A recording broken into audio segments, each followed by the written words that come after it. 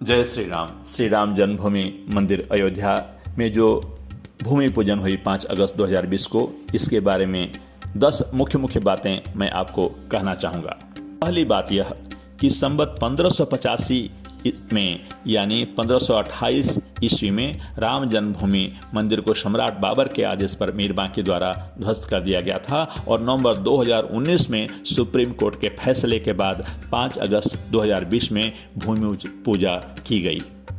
पूरे विश्व इतिहास में कोई आंदोलन ऐसा नहीं था जो 492 वर्षों तक अपने परमात्मा के जन्मस्थान को पुनः प्राप्त करने के लिए चलाया गया हो।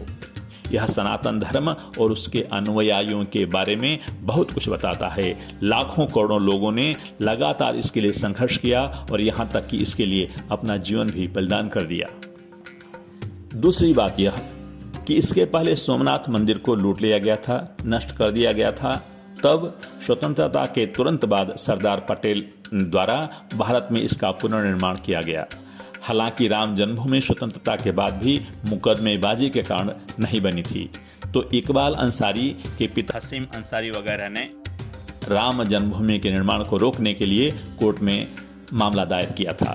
तीसरी बात यह कि इकबाल अंसारी, जिनके पिता ने राम जन्मभूमि के निर्माण को रोकने के लिए मामला दायर किया था और वे खुद इस पूरे मामले में विरोधी पक्ष से लड़ते रहे, उनको इस भूमि पूजन में पहला निमंत्रण दिया गया था, जबकि कोरोना वायरस के कारण केवल 200 लोगों को ही निमंत्रण दिया जाना था। तो भारत में ही संभव है ऐसा होना। यह धार्मिक सौहार्द का उच्च कोटि का उदाहरण है। दुनिया के सभी धर्मों में संस्थापक हैं जो मानव थे, जिन्होंने उन धर्मों को शुरू किया था। सनातन धर्म एकमात्र ऐसा है जिसे किसी भी मनुष्य द्वारा शुरू नहीं किया गया था। दुनिया में कोई भी धर्म उतना पुराना नहीं है जितना सनातन धर्म है, जो किसी भी इंसान द्वारा शुरू नहीं किया गया था। पूरी दुनिया के लोगों को अब पता चल जाएगा। इस समाचार को दुनिया के सभी भाषाओं में दुनिया के सभी लोगों ने सुना होगा, देखा होगा या सुनेंगे या देखेंगे, तो उन्हें पता चलेगा कि हनुमान जी कौन हैं, मर्यादा पुरुषोत्तम भगवान राम कौन हैं, जिनके सामने नरेंद्र मोदी जी साष्टांग कर रहे हैं और ये पूजा पाठ हो रहा है। त्रिदेवों के बीच केवल भगवान विष्णु ही हैं जो पृथ्वी पर जन्म लेते हैं, क्योंकि ब्रह्मा जी और शिव जी जन्म नहीं लेते। यह बात बहुत मुख्य है। भारत में ही वे केवल जन्म लेते हैं, दुनिया के और किसी भी देश में नहीं जन्म लेते। इसका वर्णन सनातन धर्म की किताबों जैसे रामायण, महाभारत, वेद, पुराण, स्मृतियों आदि में किया गया है। छठी बात यह कि प्रधानमंत्री नरेंद्र दामोदर दास मोदी भारत के एकमात्र प्रधानमंत्री हैं जिन्होंने रामलला मंदिर का दौरा किया है। वह भारत के एकमात्र प्रधानमंत्री भी बने जो मंदिर के पुनर्निर्माण के लिए यजमान बने और राम जन्मभूमि आंदोलन से जुड़े रहे। सातवीं बात यह कि इससे विश्व शांति में बहुत मदद मिलेगी।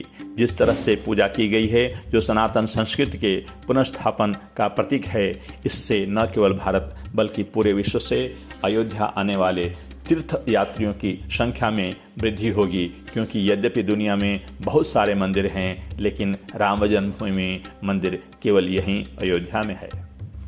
आठवीं बात यह कि हम सभी को जो राम जन्मभूमि मंदिर भूमि पूजा देखने का अवसर मिला है, वे पुण्यात्मा या धन्य आत्माएं हैं, क्योंकि ऐसा अवसर केवल 1000 वर्षों के बाद एक लंबी अवधि में एक बार ही आता है।